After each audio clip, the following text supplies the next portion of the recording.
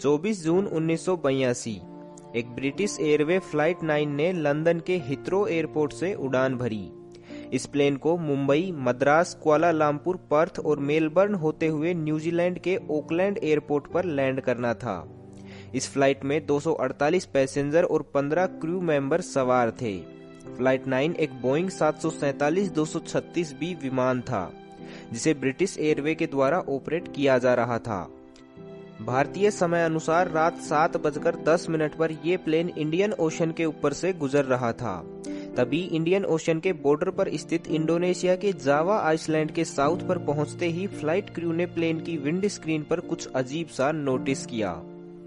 उनकी wind screen पर कुछ आवेशित और चमकीले कण लगातार तेज गति से आ रहे थे, जिसे देखकर ऐसा लग रहा था जैसे वो अंतरिक्ष में सैर कर रहे हों। इस इफेक्ट को सेंट एल्मोस फायर इफेक्ट कहा जाता है। ये एक वातावरणीय घटना है जिसमें कोरोनल डिस्चार्ज के कारण चमकीले प्लाज्मा क्रिएट होते हैं और एक स्ट्रॉन्ग इलेक्ट्रिक फील्ड के रूप में एटमॉस्फेयर में तेजी से फैलते हैं। ऐसा इफेक्ट सामान्यतः तूफान के समय ही देखा जाता है, लेकिन आश्चर्य की बात यह थी कि उस वक्त फ्लाइट का वेदर रडार एकदम साफ मौसम दिखा रहा था, लेकिन कहीं ना कहीं कुछ तो गड़बड़ थी। इसलिए क्रू ने एहतियात के तौर पर पैसेंजर्स को सीट बेल्ट बांधने के निर्देश दिए और साथ ही एंटी आइस सिस्टम को भी स्टार्ट कर दिया। जैसे जैसे फ्लाइट आगे बढ़ रही थी, विंड स्क्रीन के सामने धुआं और चार्ज पार्टिकल बढ़ते जा रहे थे। तभी अचानक से ये धुआं पैसेंजर केबिन में भरने लगा। शुरुआत में क्रू ने सोचा कि ये धुआं सिगरेट स्मोक के कारण हो सकता है, लेकिन कुछ समय के बाद इस स्मोक की डेंसिटी बढ़ने लगी और इसमें सल्फर जैसी गंध आने लगी। तभी विंडो सीट पर बैठे एक पैसेंजर ने क्रू को सूचित किया कि उन्हें प्लेन के इंजन के साथ कुछ अजीब होता हुआ दिखाई दे रहा है। जब क्रू मेंबर ने विंडो के थ्रू प्लेन इंजन को देखा तो ये ब्लू लाइट से चमक रहा था और फैन ब्लेड्स की हेल्प से शाइनिंग लाइट को पीछे की तरफ धकेलकर स्ट्रोबोस्कोपिक इफेक्ट पैदा कर रहा था। प्लेन की विंड स्क्रीन पर पहली बार सेंट एल्मोस फायर इफेक्ट दिखाई देने के 2 मिनट के अंदर ही ये सारी घटनाएं घटी थी। यानी ये सब कुछ इतनी तेजी से हुआ था कि किसी को कुछ समझ पाने का मौका ही नहीं मिला। अभी क्रू मेंबर विंडो से इंजन को नोटिस कर ही रहे थे कि अचानक 7:12 पर प्लेन का चौथा इंजन फ्लेम आउट हो गया। फ्लेम आउट का मतलब ये होता है कि जब किसी प्लेन के कंबशन चैम्बर जहां फ्यूल को मिक्स करके जलाया जाता है, वहां फ्लेम के धीमे पड़ जाने की वजह से फ्यूल जल नहीं पाता है, जिसकी वजह से प्लेन के इंजन को थ्रस्ट नहीं मिल पाता और इंजन धीरे धीरे बंद होने लगता है। फ्लेम आउट होने की वजह से पायलट ने तुरंत ही 4th इंजन को शट डाउन किया और उसकी फ्यूल सप्लाई कट कर दी, क्योंकि अगर वो ऐसा नहीं करता तो प्लेन में आग लगने का खतरा बन सकता था। हालांकि प्लेन के लिए अभी कोई खतरा नहीं था, क्योंकि एक बोइंग 747 प्लेन में 4 इंजन होते हैं और ये 3 इंजन पर भी आसानी से चल सकता है। लेकिन वो कहते हैं ना कि जब किस्मत खराब हो तो ऊंट पर बैठे आदमी को भी कुत्ता काट लेता है। कुछ ऐसा ही इनके साथ भी होने वाला था। चौथे नंबर के इंजन के शटडाउन होने के 1 मिनट बाद यानी 7:13 पर अचानक सेकंड नंबर वाला इंजन भी फ्लेम आउट हो गया। अगले 2 सेकंड के अंदर प्लेन का पहला और तीसरा इंजन भी फ्लेम आउट हो गया। क्रू मेंबर को कुछ समझ नहीं आ रहा था कि आखिर यहाँ हो क्या रहा है, क्योंकि प्लेन का वेदर रडार मौसम बिल्कुल साफ दिखा रहा था। प्लेन के फायर सेंसर भी प्लेन में कहीं भी आग लगने की पुष्टि नहीं कर पा रहे थे।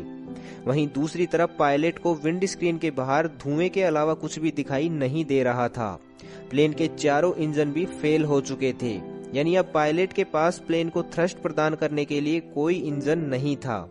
ऐसे में प्लेन को उसी एल्टीट्यूड पर मेंटेन रख पाना इम्पॉसिबल था, यानी इस सिचुएशन में प्लेन केवल और केवल ग्लाइड कर सकता था।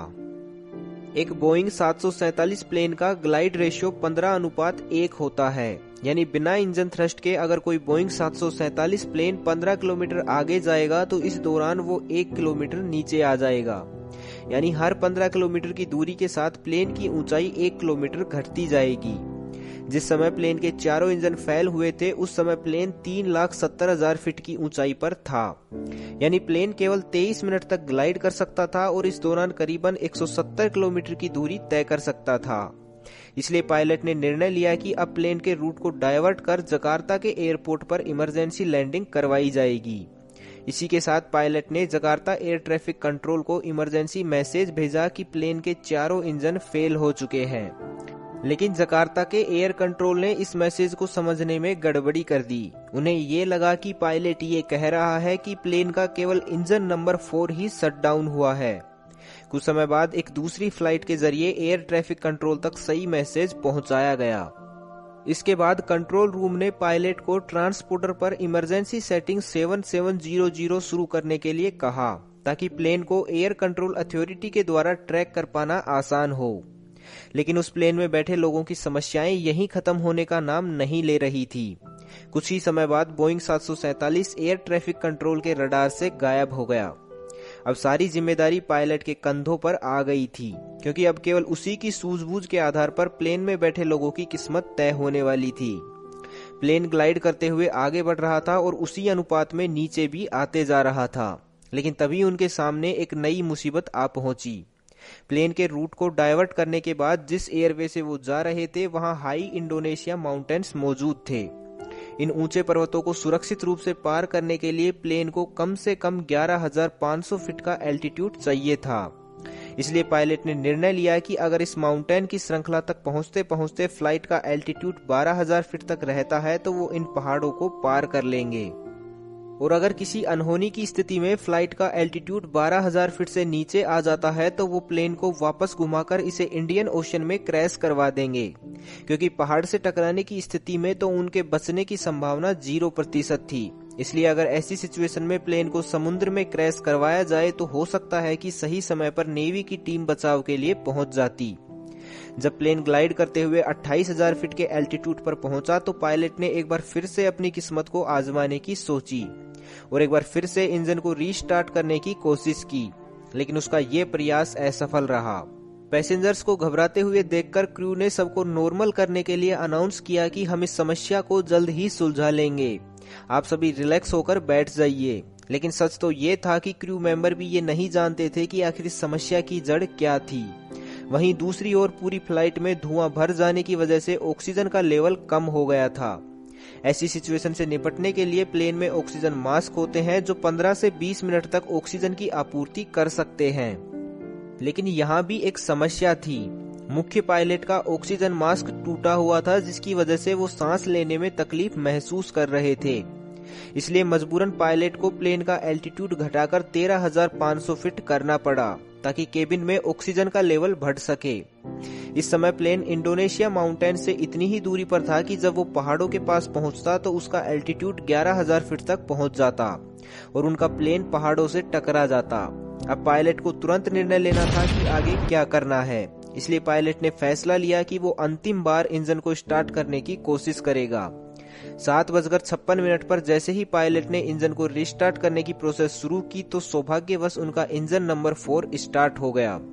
कुछ सेकंडों के बाद ही प्लेन का इंजन नंबर 3 भी स्टार्ट हो गया। पायलट इन दोनों इंजन की पावर का यूज करके प्लेन को धीरे धीरे ऊपर ले गया। कुछ देर बाद ही प्लेन के बाकी बचे हुए दोनों इंजन भी स्टार्ट हो गई और उसी के साथ प्लेन ने वो एल्टीट्यूड हासिल कर लिया था जो इंडोनेशिया के हाई माउंटेन को पार करने के लिए जरूरी था।